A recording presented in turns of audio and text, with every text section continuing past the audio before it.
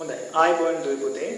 අපි කලින් සඳහන් කරා වගේම අපිට වර්ගමූලය පාඩමේ තව එක් කොටසක් ගැන සාකච්ඡා කරන්න තියෙනවා. ඒ තමයි කොහොමද පූර්ණ වර්ග සංඛ්‍යාවක අගය පූර්ණ වර්ග සංඛ්‍යාව වර්ගමූලය කොහොමද මේ නිරීක්ෂණය මගින් ලබා ගන්නේ කියන එක. දැන් ඒකට ඒ කොටසට උදව් වෙන පුතාගේ පෙළ පොතේ 96 වෙනි පිටුවේ තියෙනවා වගුවක්. අන්නේ වගුව මුලින් පුතාලා පුරවගෙන ඉන්න වෙනවා. මොකද ඒ වගුව මුලින් පුරව ගත්තා නම් මේ කොටස ඊටාම පහසු වෙනවා. ඒ නිසා මම මේ වීඩියෝ එක පුතාලා බලද්දී මම යෝජනා කරනවා ඉස්සෙල්ලා මේ වගුව පොඩක් පුරව ගන්න. එතකොට මම මේ පැහැදිලි කරන දේ වඩා පහසුයි කියලා. දැන් අපි බලමු කොහොමද මේ නිරීක්ෂණය මගින් වර්ගමූලය ලබා ගැනීමට අපිට උදව් වෙන්නේ පූර්ණ වර්ග සංඛ්‍යාවේ එක ස්ථානයේ ඉලක්කම. ඒ වගේම ඒකට අනුව කොහොමද වර්ගමූලයේ එක ස්ථානයේ ඉලක්කම තියෙන්න ඕන කියන දේ තමයි මේ වැදගත් වෙන්නේ. ඒ අතර සම්බන්ධතාවය අපිට තේරුණා නම් මේක ඊටාම පහසුයි. මම උදාහරණ කීපයක් පෙන්නනවා. උදාහරණ බලන්න කොහොමද මේ උදාහරණවල මේ සම්බන්ධතාවයක් තියෙනවද කියලා. ඕන බලන්න. අපි හිතමු මෙහෙම. එක කියන්නේ පූර්ණ වර්ගයක්. එක කියන්නේ පූර්ණ වර්ගය. කොහොමද ලැබුණේ? එක ගුණ කිරීම එක එකයි. එහෙනම් එක කියන්නේ පූර්ණ වර්ගය. එයාගේ මූලය කවුද? ඒත් එකමයි. එහෙනම් පූර්ණ වර්ග සංඛ්‍යාවේ එක ස්ථානයේ එකයි. වර්ගමූලය එකයි. ඊළඟට බලන්න. දෙක. දෙවරක් දෙකෙන් එනවා හතරයි. හතර කියන්නේ පූර්ණ වර්ග සංඛ්‍යාවක්. එයාගේ මූලය දෙකයි. එයාගේ මූලය දෙක. වර්ගමූලය. ඒ වගේම 3.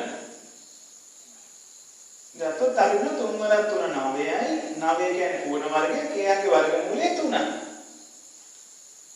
දැන් ওই විදිහට මේව එක දිගට කරන් ගියපුවා මේ වගුවේ තියෙනවා පුතාලට යම් කිසි දෙයක් අවබෝධ කරගන්න. ඒ තමයි මෙන්න මේ දේ. ඒ කියන්නේ වගුවේ තියෙනවා දැන් අපි මුලින් වගුව පුරවන්න කියලා කිව්වේ ඔන්න ඔය දේ තේරුම් ගන්න. දැන් මෙතෙන්දී අපිට මෙන්න මේ එකක් එනවා. බලන්න එක කියන සංඛ්‍යාව වර්ග වුණාමත් එකයි. ඒ වුණාට බලන්න මෙහෙම මොකද වෙන්නේ කියලා. 9 ගුණ කිරීම 9. 9 ගුණ කිරීම 9 81. දැන් එක කියන්නේ පූර්ණ වර්ග සංඛ්‍යාව. එයාගේ වර්ගමූලය එකයි. 81 කියන්නේ පූර්ණ වර්ග සංඛ්‍යාවක්. එයාගේ වර්ගමූලය 9යි. ඔය වගේම දෙක බලන්න. දෙක ගත්තොත් එහෙම දෙකේ වර්ගය 4යි. 4 කියන්නේ පූර්ණ වර්ගයක්. එයාගේ වර්ගමූලය 2යි. ඒ වගේමයි මෙයා බලමු.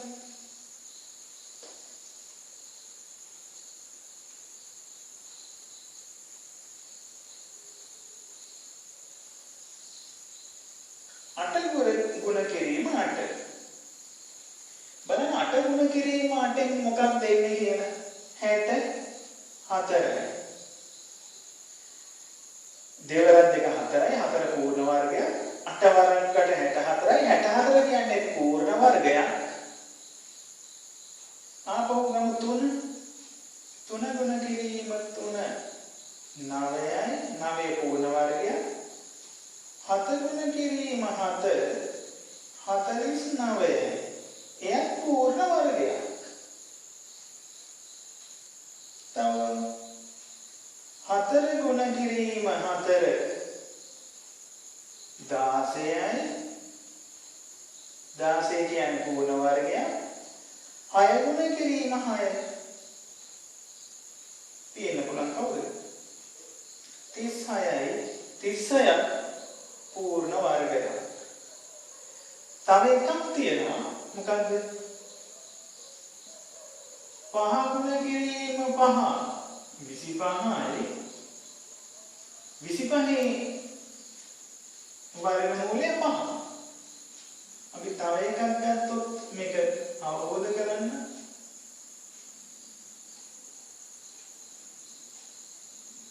අපි 15 ගමු. 15 15 225. මේ පහෙන් තිබොත් වෙන වෙන්නේ. අපි ඒක ගැන කතා කරන්නේ මෙතෙන්ට බලමු දැන්. මෙහෙම තිබොත් කොහොමද? 10 10. 100 කියන්නේ පූර්ණ වර්ග සංඛ්‍යාව. කියන්නේ වර්ගමූලය 10යි. තව එකක් ගන්න. 20. 20 ගුණ කිරීම 20. 400යි. 400 කියන්නේ පූර්ණ වර්ග සංඛ්‍යාවක්. ඒ නිසා නේද අපි කියවනේ එකම සංඛ්‍යාව කියන්නේ එකම සංඛ්‍යා දෙකක් ගුණ වුණාම තමයි පූර්ණ වර්ග සංඛ්‍යාවක් හැදෙන්නේ. එහෙනම් 20 ගුණ කිරීම 400 පූර්ණ වර්ගය. එහෙනම් ඔන්න දැන් තේරුම් ගන්න ඕන දෙයක් තියෙනවා. ඔන්න දැන් හොඳට බලන්න. එක ස්ථානයක පූර්ණ වර්ග සංඛ්‍යාවේ එක ස්ථානය පූර්ණ වර්ග සංඛ්‍යාවේ එක ස්ථානය එකක් වෙනකොට වර්ග මූලයේ ඉන්න පුළුවන් කවුද එක ස්ථානේ? එක්කෝ 1. එහෙම නැත්නම් 9. ඊට පස්සේ පූර්ණ වර්ග සංඛ්‍යාවල එක ස්ථානය 4 වෙද්දී වර්ග මූලයේ එක ස්ථානයේ ඉන්න පුළුවන් එක්කෝ 2 එහෙමත් නැත්නම් 8. ඊට පස්සේ පූර්ණ වර්ග සංඛ්‍යාවේ එක ස්ථානයේ 9 වෙන වෙලාවේදී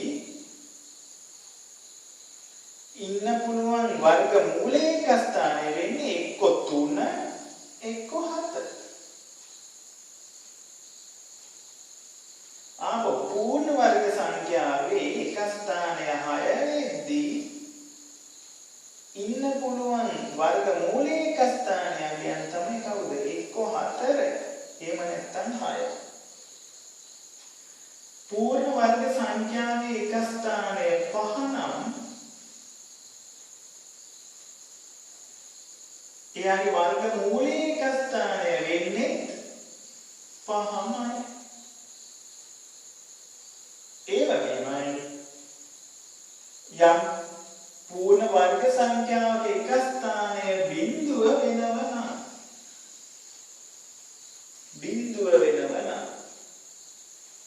එයාගේ වර්ගමූලයේ එක ස්ථානයක් බිඳුවමයි. ඔන්න අපිට ගන්න පුළුවන් සම්බන්ධතාවය බලන්න.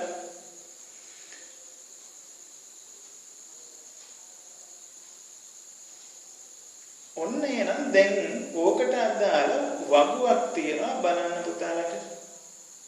මොන වගුවෙන් මෙන්න මේ කියන දේ පැහැදිලි වෙන්න ඕන.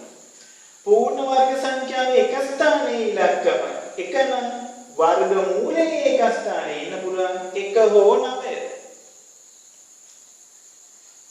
පූර්ණ වර්ග සංඛ්‍යාවේ එක ස්ථානය 4 නම් අපිට වර්ගමූලයේ ඉන්න පුළුවන් 2 හෝ 8.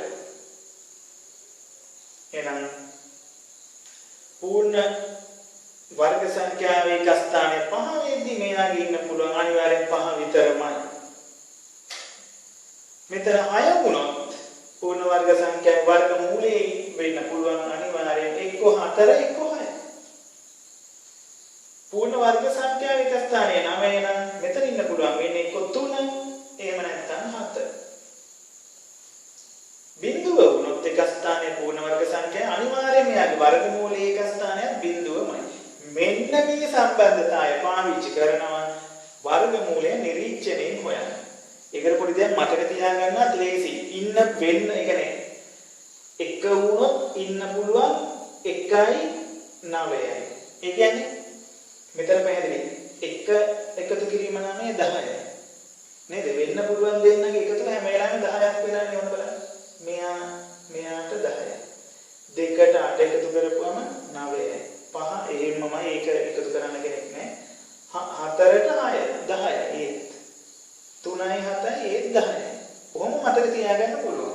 ඒකට හේතුව එක පූර්ණ වර්ග වෙනකොට එයාගේ වර්ගමූලය ඉන්න පුළුවන් එක. දෙන්නගේ වෙන්න පුළුවන් ඉතුරු එක එහෙනම් 9. මොකද 10ක් වෙන්න ඕනේ හින්දා දෙන්නගේ එකතු. ඒතකොට බලා ගන්න පුළුවන්. මෙයා 4 විදියට මෙයාගේ 2යි. එහෙම නැත්නම් ඉන්න පුළුවන් 8යි. ඒ විදිහට උන මතක තියාගන්න පුළුවන් පුතාලට. හරි දැන් එහෙනම් අපිට පුතාලට 9 ශ්‍රේණියේදී තියෙන්නේ 1000 දක්වා තියෙන පූර්ණ වර්ග සංඛ්‍යාව වර්ගමූලය හේයි. දැන් 1000 දක්වා විතරයි තියෙන්නේ. ඒතකොට අපි 1000 දක්වා තියෙන පූර්ණ වර්ග සංඛ්‍යාවල වර්ගමූලය හොයාගන්න තවත් එකක් පාවිච්චි කරන මෙන්න මේ දේ. මොකක්ද? අපිට මෙන්න මේක පැහැදිලි. දැන් අපි මේ කොටස අයින් කරනවා.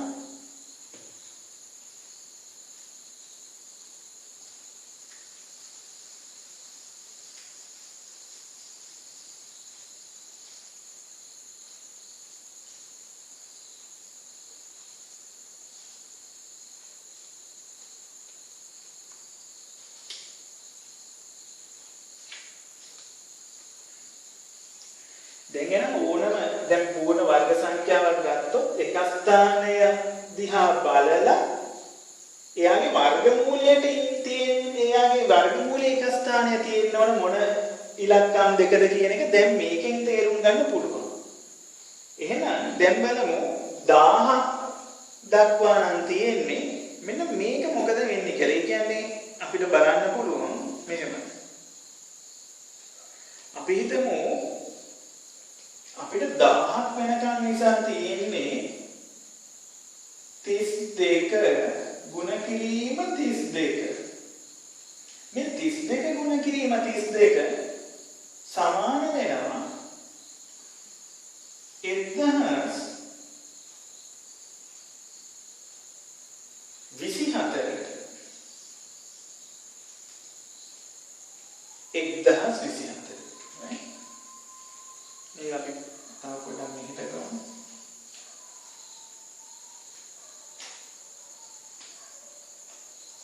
32 ගුණ කිරීම 32 සමානයි 1024. එහෙනම් දැන් අපිට තේරෙනවා පුතා අපිට 1000 දක්වා විතරක් නම් මේ ටික ඒ කියන්නේ අපිට වර්ගමූල හොයන්න තියෙන්නේ පැහැදිලි නේද?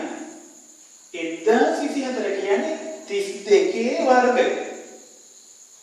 32 වර්ගය. එහෙම නැත්නම් 1024 වර්ගමූලය තමයි 32. හැබැයි අපිට තියෙන්නේ 1000 දක්වා ඒවා විතරයි. ඒ කියන්නේ වෙන වචන වලින් කියනවා මේක මොකක්ද? අපිට එන උත්තර අනිවාර්යයෙන්ම 1000 දක්වා නිසා හොයන්න තියෙන්නේ අපිට එන වර්ගමූල 32කට වැඩිය අඩු වෙන්න ඕනේ. ඒ කියන්නේ උත්තර. ඒක හරියනේ ඒක පැහැදිලි. එහෙනම් තියෙන්න පුළුවන් කවුද? එක ස්ථානයයි දස ස්ථානයයි විතරයි. එක ස්ථානයයි දස ස්ථානයයි. උදාහරණ මේක 10 ස්ථානය කියලා කියනවා කමක් නැහැ. එක ස්ථානයයි දස ස්ථානයයි තමයි වර්ගමූලයට එන්නේ අනිවාර්යයෙන්. ඊට එහා තියෙන විදියක් නැහැ. මොකද 1000න් මෙයා 1000 දක්වා විතරක් නිසා අපිට පුතාලට වර්ගමූලය හොයද්දී අනිවාර්යයෙන්ම කලබල වෙන්න දෙයක් නැහැ. අනිවාර්යෙන් දන්නවා මේක තියෙන්න පුළුවන් වර්ගමූලය අනිවාර්යෙන් ඉලක්කම් දෙකයි. එක ස්ථානයයි දස ස්ථානයයි. එහෙනම් එක ස්ථානේ හොයාගන්න පුළුවන්ද? ඒ කියන්නේ පූර්ණ වර්ග සංඛ්‍යාවක් දුන්නම එයාගේ එක ස්ථානය බලලා අපි හිතමු එක ස්ථානය එයාගේ 6 නම් 6ට තියෙන්න ඕන එයාගේ වර්ගමූලයට එන්නේ එක්ක 4 එක්ක 6. ඒ විදිහට බලලා මේක කරන්න පුළුවන්. එහෙනම් දැන් අපි ඔන්න යනවා. දැන් අපිට ප්‍රශ්නේ තියෙන්නේ නම් මොකද්ද? අනිවාර්යයෙන්ම එයාගේ එක ස්ථානය දැන් මේ වගේම මේ අනුව හොයාගන්න පුළුවන්. දස ස්ථානය හොයන එක තමයි අපිට තියෙන්නේ. 10 ස්ථානය හොයන එක. දැන් බලමු ඒක කොහොමද කරන්නේ කියලා. ඔන්න ඒකට ක්‍රමයක් තියෙනවා. මොකද්ද? පූර්ණ වර්ග සංඛ්‍යාවක දෙන ලද පූර්ණ වර්ග සංඛ්‍යාවක සිය ස්ථානය. දැන් 100 දක්වා අපිට පුළුවන් නේ හොයන්න. අනිවාර්යයෙන්ම 100 දක්වා තියෙනව කොහොමත් පුළුවන්. ඒ කියන්නේ 1 4 9 10 25 36 49 64 ඊට පස්සේ 81 100 එච්චරයි තියෙන්නේ. ඊළඟට තියෙන්නේ ඔන්න 101 ඉඳලා 17ක් තමයි ඊළඟ ටික හොයන්න තියෙන්නේ. දැන් තනි ඉලක්කම් තමයි එන්නේ වර්ගමූලයට. ඒ කියන්නේ 1 ඉඳලා 100 දක්වා. දැන් 101 ඉඳලා 1000 දක්වා හොයන්නේ තමයි මේ ඉලක්කම් දෙකක් එන්නේ. එක ස්ථානයේ දස ස්ථානයේ. එහෙනම් එක ස්ථානයේ හොයන එකේ මේකෙන් හරිය. දස ස්ථානයේ වලදී මෙන්න මෙහෙම කියනවා. මොකද්ද? මේක උදාහරණයකින් අපි ගමු. අපිට කියනවා අපි හිතමු මෙහෙම. මට කියනවා මෙහෙම 900 කියන පූර්ණ වර්ග සංඛ්‍යාවේ වර්ගමූලය හොයන්න කියලා. මම කරන්නේ ඔන්න දැන් ලේසි. 900 එක ස්ථානයේ කවුද? බිංදුව. බිංදුව පූර්ණ වර්ගයේ බිංදුව තියනවා. පූර්ණ වර්ග සංඛ්‍යාවේ එක ස්ථානයේ බිංදුව නම් එයාගේ වර්ග මූලයේ එක ස්ථානයේ කවුද වෙන්න පුළුවන්? බිංදුවමයි. එහෙනම් එයාගේ එක ස්ථානයේ ඉන්න පුළුවන් බිංදුවම තමයි. දැන් අපි දන්නවා 100ට වැඩි නිසා මෙයාගේ වර්ග මූලයට ඉලක්කම් දෙකක් එන්න ඕන. එක ස්ථානය හොයාගත්තා. දැන් ඊළඟ හොයන්න තියෙන දස ස්ථානය. දැන් කියනවා ඔන්න දස ස්ථානය වලදී මෙහෙම කියනවා අපිට. මොකක්ද? මේ පූර්ණ වර්ග සංඛ්‍යාවේ සිය ස්ථානයට තියෙන ඉලක්කම දිහා බලන්න. කවුද දිහාද බලන්නේ? සිය ස්ථානය. සිය ස්ථානයේ තියෙන ඉලක්කම දිහා බලන්න. 9. අපිට කියන 9 කියන සිය ස්ථානයේ ඉලක්කම පූර්ණ වර්ග සංඛ්‍යාවක් නම් වර්ග මූලයට එන්න ඕන මෙයාගේ වර්ග මූලය. ඒ කියන්නේ දැන් සිය ස්ථානයේ තියෙන 9. 9 පූර්ණ වර්ගයක්ද? ඔව්. 3න් ගුණ වුණාම 9 නිසා එහෙනම් 9 කියන්නේ පූර්ණ වර්ගයක්. එයාගේ වර්ග මූලය කවුද? 3. එහෙනම් අපිට කියනවා සිය ස්ථානය පූර්ණ වර්ග සංඛ්‍යාවක් නම් එම පූර්ණ වර්ග සංඛ්‍යාවේ වර්ග මූලය දස ස්ථානයේ ඉලක්කම වේ කියලා. එහෙනම් මෙතෙන්ට දස ස්ථානයට එන්න ඕන මෙයාගේ වර්ග මූලය. ඒ කියන්නේ 3.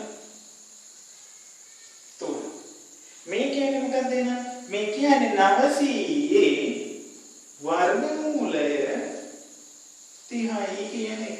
නේද? ඒ නිසා අපිට කියන්න පුළුවන් නිසා වර්ගමූල 900 කියන්නේ 30යි. උත්තරේ. බලන්න ඔන්න නිරීක්ෂණයෙන් ගත්ත විදිය. ඒ කියන්නේ අපි හැදුවේ නැහැ නිරීක්ෂණයෙන් ගත්තා. right? ලේසි. ඔය වගේම නේ අපි තව එකක් බලමු.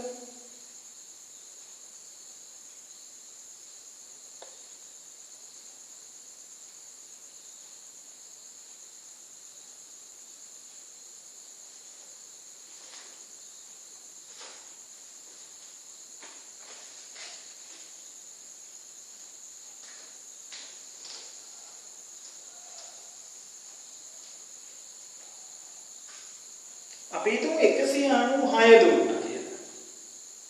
මට හොයන්න දුන්නේ 196 කියලා. 196 ඒ කියන්නේ වර්ගමූල 196 අගය හොයන්න දුන්නා කියලා. කොහොමද කරන්නේ? ඉස්සෙල්ලා බලනවා මේ දීපු මෙයා පූර්ණ වර්ගයක් විතරම දෙන්නේ. පූර්ණ වර්ගයේ එක ස්ථානය බලනවා. පූර්ණ වර්ගයේ එක ස්ථානය 6. එක ස්ථානය ඒ කියන්නේ පූර්ණ වර්ග සංඛ්‍යාවේ එක ස්ථානය 6 නම් එයාට ගන්න පුළුවන් එයාගේ වර්ගමූලයට ඉන්න පුළුවන් එක ස්ථානීය ඉලක්කම් දෙක කවුද? එක්ක 4 එක්ක 6. එහෙනම් එක ස්ථානයේ ඉන්න පුළුවන් කවුද?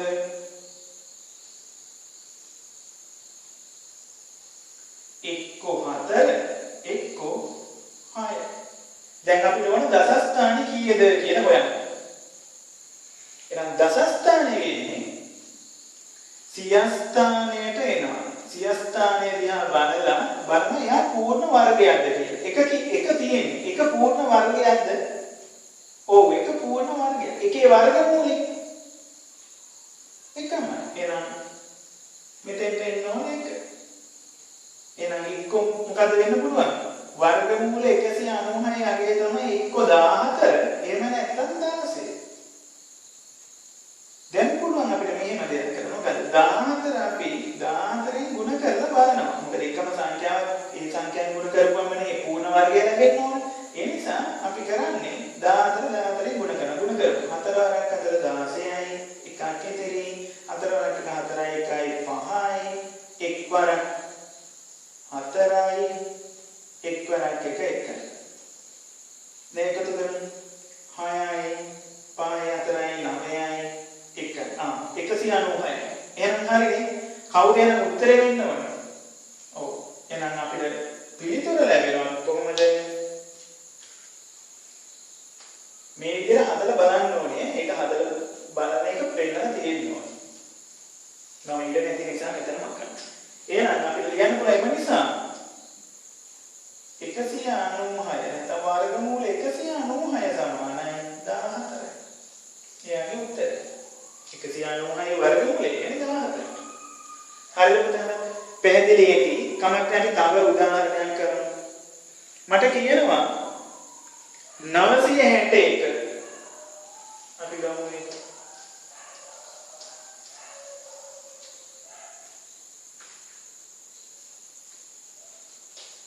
අපි දුන් 961 වර්ගමූලය මගෙන් අහනවා. දැන් මම කොහොමද කරන්නේ? අනිවාර්යයෙන්ම අපිට පේනවා එක ස්ථානයේ ඉලක්කම 1යි. එක වුණොත් වර්ගමූලය කවුද ඉන්න පුළුවන්? ඒ කියන්නේ පූර්ණ වර්ග සංඛ්‍යාවේ එක ස්ථානයේ එක වුණොත් එයාගේ වර්ගමූලය එක ස්ථානයේ ඉන්න පුළුවන් එක්කෝ එක එහෙම නැත්නම් නැහැ. එහෙනම් මෙයාට ඉන්න පුළුවන්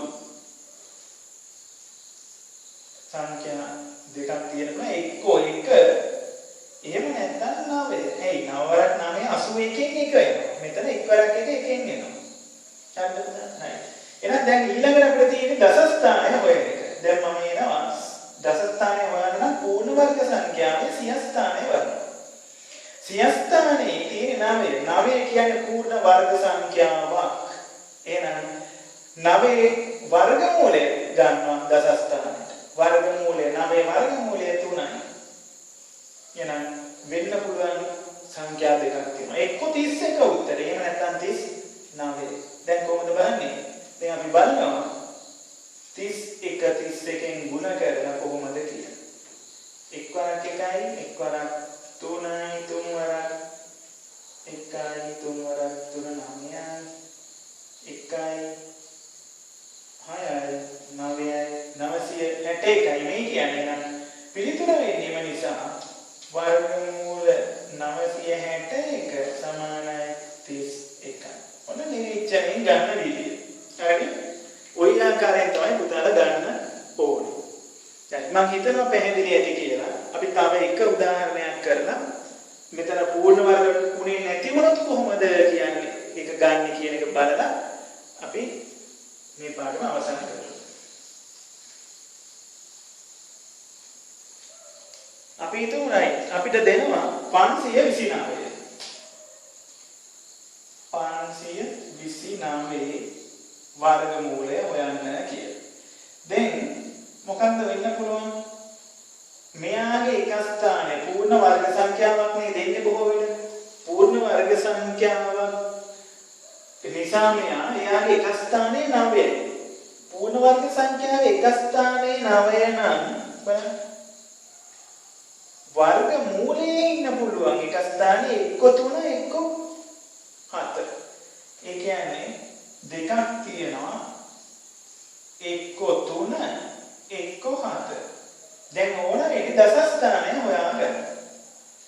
වර්ගමූලය. ඒක හොයන්නේ දැන් සිය ස්ථානය බලනවා. හරි. සිය ස්ථානය බලපුවම 5 තියෙන්නේ. 5 කියන්නේ පූර්ණ වර්ග සංඛ්‍යාවක්ද? ඔව් 5 පූර්ණ වර්ග සංඛ්‍යාවක් නෙමෙයි. එහෙනම් මොකක්ද ක්‍රමය? දැන් පූර්ණ වර්ග සංඛ්‍යාවක් නම් එයාගේ වර්ගමූලය තමයි දස ස්ථානයට එනවා. හැබැයි මේ වෙලාවේ පූර්ණ වර්ගයක් වෙලා නැහැ. එහෙනම් 5 කියන්නේ පූර්ණ වර්ගයක් නෙමෙයිනේ. ආයෙත් එහෙම වෙලාවයි මොකද කරන්නේ?